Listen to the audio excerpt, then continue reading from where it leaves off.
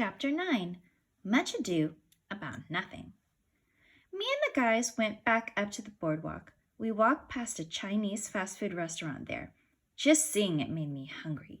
But I couldn't get food because I spent the money my mom gave me on saltwater taffy, and I gave most of the taffy to Andrea. Bummer in the summer. What do you want to do? I asked the guys. I don't know, said Ryan. What do you want to do? I don't know, said Michael. What do you want to do? I asked you first, I said.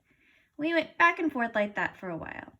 Finally, Neil suggested we go booger boarding, which made no sense to me. Who wants to put boogers on a board? But then he meant boogie boarding. That is completely different and much more fun.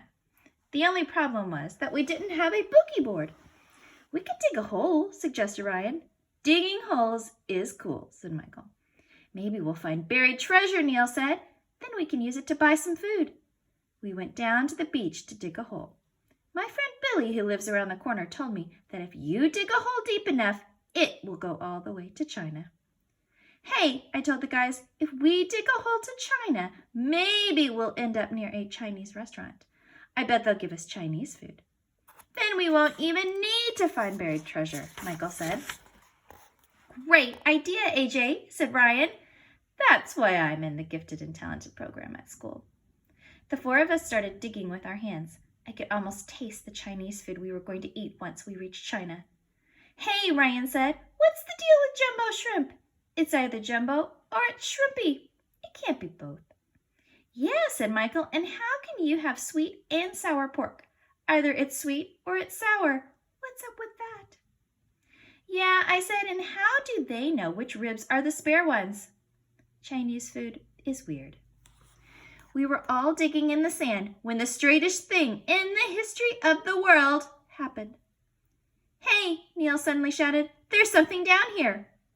What is it? I asked. Buried treasure? No, it's a hand! Ah! We all screamed. And the fingers are moving! Ah! We all screamed. It's the sand monster! I shouted. My sister told me about it. It's a zombie and it eats boys. Run for your lives! Shouted Neil. That's when this giant human-shaped creature pushed its way out from under the sand. It stood up! Ah! We all screamed. The stand master started shaking sand off itself. And that's when I realized it wasn't a sand monster at all. It was Mr. Granite, that weird guy who swam all the way from Australia. Thanks for digging me up, blokes, said Mr. Granite. I must have dozed off on the beach. I guess some kids covered me with sand as a prank. Then he just walked away like that was completely normal. Mr. Granite sure has a weird way of popping up and out of nowhere. Down the beach, we saw that Mr. Sunny had put up a big fence around his sandcastle. I guess he was afraid that somebody might damage it before the judging. A bunch of kids were watching him work on the castle, but Andrea wasn't around. Where's Andrea? I asked Mr. Sunny. I cannot talk right now, he replied. I must have silence with the sand. We found Andrea down by the water, reading one of her Shakespeare books. She looked like she had been crying. What's your problem? I asked Andrea. Mr. Sunny won't talk to me, she said, dabbing her eyes with a tissue. He always says he needs to be alone with his sand. These words are razors to my wounded heart. This was the unkindest cut of all. Oh, I am fortune's fool. Alas, I am a woman friendless, hopeless. That Shakespeare talk is really annoying. But I never saw Andrea cry before. I almost felt sorry for her. Almost. That's when I got the greatest idea in the history of the world. I could prove once and for all that I didn't like Andrea. I know how you can get Mr. Sunny to notice you, I told Andrea. You should pretend to drown. Mr. Sunny will have to save you. The guys all agreed that I was a genius and I should get the Nobel Prize. That's a prize they give out to people who don't have bells.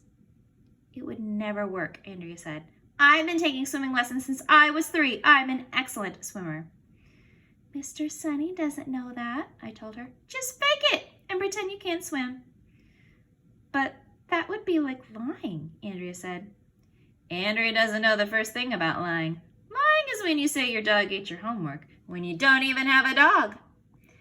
Pretending to drown isn't lying, I told her. You can't tell a lie if you don't talk. And if you're drowning, you don't talk, except to yell help. Actually, drowning people say glub glub, said Michael. I saw that in a movie once. First they yell help, Ryan said, and then they say glub glub as they're drowning. I don't care what drowning people say, Andrea yelled. I won't do it. Sheesh,